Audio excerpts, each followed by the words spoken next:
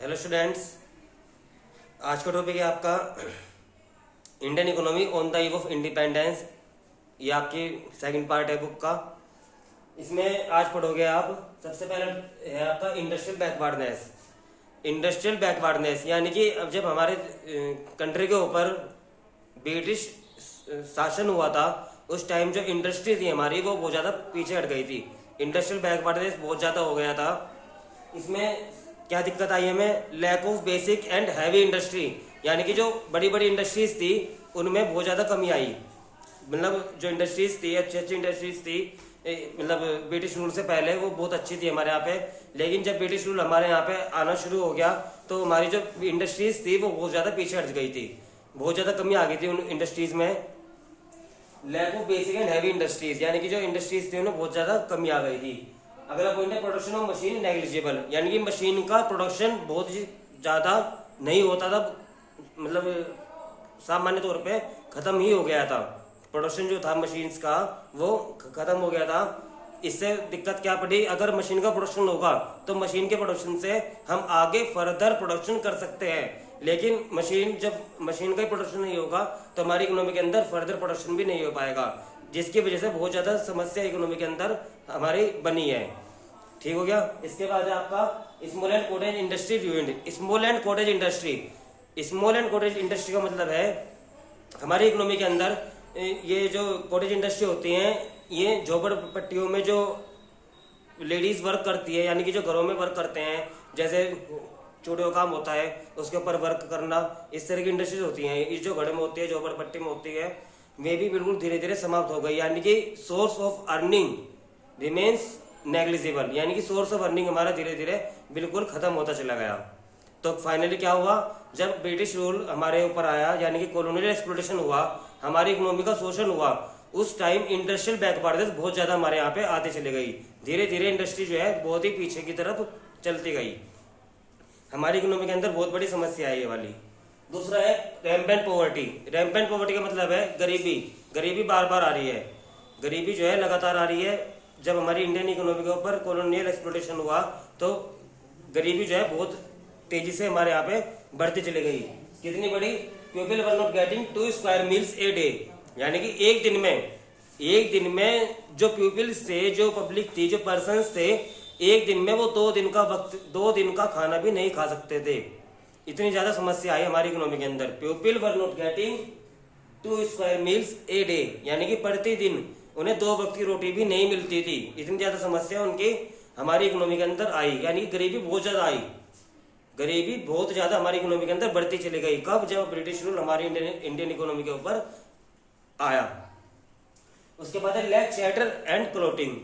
Shelter मतलब शरण देना, क्लोथिंग मतलब कपड़े। तो इन सब चीज की भी कमी हुई। ना तो हमारे पास घर था अपना खुद का रहने के लिए, यानी कि रेंट पे घर लेना पड़ता था, बहुत ज्यादा महंगा पड़ता था। दूसरा, हमारे पास इतना पैसा नहीं था कि हम जो है कपड़े भी मैनेज कर सके, यानी कि बहुत ज्यादा कमी थी क्लोथ्स की भी और शेल्टर की भी। रहने की भी समस्या थी और कपड़ों की भी समस्या थी, खाने की भी समस्या थी। आपने सुना होगा रोटी, कपड़ा और मकान, यानी कि इन तीनों चीज की हमारी इकोनॉमी के अंदर बहुत ज्यादा कमी होती चली गई जब ब्रिटिश रूल हमारी इकोनॉमी के ऊपर चला। देन इसके बाद है पुअर इंफ्रास्ट्रक्चर, यानी कि इंफ्रास्ट्रक्चर बहुत ही खराब हो गया था। कब? जब इंडियन इकोनॉमी के ऊपर ब्रिटिश रूल हुआ। पुअर इंफ्रास्ट्रक्चर, यानी कि इंफ्रास्ट्रक्चर भी धीरे धीरे खत्म होता चला गया। कैसे? Industrial development was extremely low. Industrial development जो था वो बिल्कुल खत्म होता चला गया, धीरे धीरे एक्सट्रीमली लो, यानी कि बिल्कुल धीरे धीरे खत्म होता चला गया इंडस्ट्रियल डेवलपमेंट, यानी कि इंडस्ट्री का कुछ भी विकास नहीं हो पाया जब हमारे देश के ऊपर ब्रिटिश रूल हुआ। ध्यान रखना, बार बार ये बात कह रहा हूं कि हम पढ़ क्या रहे हैं? हम पढ़ रहे हैं कि हमारे देश के ऊपर जब कॉलोनियल एक्सप्लॉयटेशन हुआ, उपनिवेशवाद, शोषण हुआ, यानी कि जो ब्रिटिशर्स थे उन्होंने हमारे देश के ऊपर 2 साल तक हुकूमत करी। उस टाइम की बात कर रहे हैं। उस टाइम क्या दिक्कत हमारी इकोनॉमी के अंदर आई? तो हमारी इकोनॉमी के अंदर इंडस्ट्रियल ये पूरा इंफ्रास्ट्रक्चर हुआ, यानी कि जो भी ढांचा था, यानी कि कोई भी मशीन हो गया या ट्रांसपोर्ट हो गया या मीन्स ऑफ कम्युनिकेशन है या जनरेशन ऑफ पावर है, इन सब चीज की कमी होती चली गई। यानी कि कोई भी नई बिल्डिंग नहीं बनी, जो बिल्डिंग बनी वो भी बेकार हो गई। जरा सा भी डेवलपमेंट हमारी इकोनॉमी के अंदर नहीं हुआ। इसके बाद है हैवी डिपेंडेंस, इसके बाद है आपका heavy dependence on import. Heavy dependence on import का मतलब है कि हमारी इकोनॉमी बहुत ज्यादा मात्रा में डिपेंड हो गई इंपोर्ट के ऊपर। हमारी इकोनॉमी बहुत ज्यादा मात्रा में इंपोर्ट के ऊपर डिपेंड हो गई। हाँ, क्या था हमारा? Heavy dependence on import. हमारी इकोनॉमी ज्यादा से ज्यादा डिपेंड थी इंपोर्ट के ऊपर, यानी कि जो बाहर से मशीन्स आती थी हम सब उनके ऊपर डिपेंड थे। हमारे अंदर इतनी कैपेसिटी, इतनी एफिशिएंसी नहीं थी कि हम अपनी खुद की मशीन बना सके। ना हमारे पास टेक्नोलॉजी थी, ना हमारे पास सोर्स ऑफ इनकम थी, ना हमारे पास मनी थी। तो इस कारण से हम जो थे ब्रिटिशर्स पे डिपेंड हो गए। वहां से जो भी इंपोर्ट आता था हम उसी को यूज करते थे। हमारे अंदर कुछ भी कैपेसिटी नहीं थी कि हम कुछ भी मशीन वगैरह बनाए। तो जो भी मशीन्स वगैरह थी हमारी जो फर्दर प्रोडक्शन के लिए आती थी, उनमें हम डिपेंड थे केवल इंपोर्ट के ऊपर। Depend on machinery of other equipment of production, यानी कि जो इंपोर्ट, यानी कि हमने क्या कहा कि इंपोर्ट पे हम डिपेंड थे। तो मशीनरी और अदर इक्विपमेंट जो भी आते थे वो बाहर से आते थे। हमारे पास कुछ भी बनाने की क्षमता हमारे में नहीं थी। जो भी चीज आती थी वो बाहर से इंपोर्ट होती थी। तो जब कोई भी मशीनें, अदर इक्विपमेंट बाहर से इंपोर्ट होगा तो इसलिए बात है हम ब्रिटिशर्स पे डिपेंड ज्यादा होते चले जाएंगे। जैसे कि एग्जाम्पल है स्विंग मशीन, कपड़े सिलने की मशीन, या कैरोसिन ऑयल और अदर प्रोडक्ट, ये सब चीज पे हम ज्यादा से ज्यादा डिपेंड होने शुरू हो गए थे जब हमारी इकोनॉमी के ऊपर कॉलोनियल एक्सप्लोरेशन हुआ। नेक्स्ट, इसके बाद है लिमिटेड अर्बनाइजेशन। शहरीकरण बहुत ज्यादा कम हो गया था। जब हमारे ऊपर शासन हुआ उस टाइम लिमिटेड अर्बनाइजेशन था, शहरीकरण बहुत ज्यादा कम हो गया था। केवल 14% हमारी इकोनॉमी के अंदर शहर में लोग रहते थे, यानी कि शहर में जो लोग रहते थे वो केवल 14% रहते थे।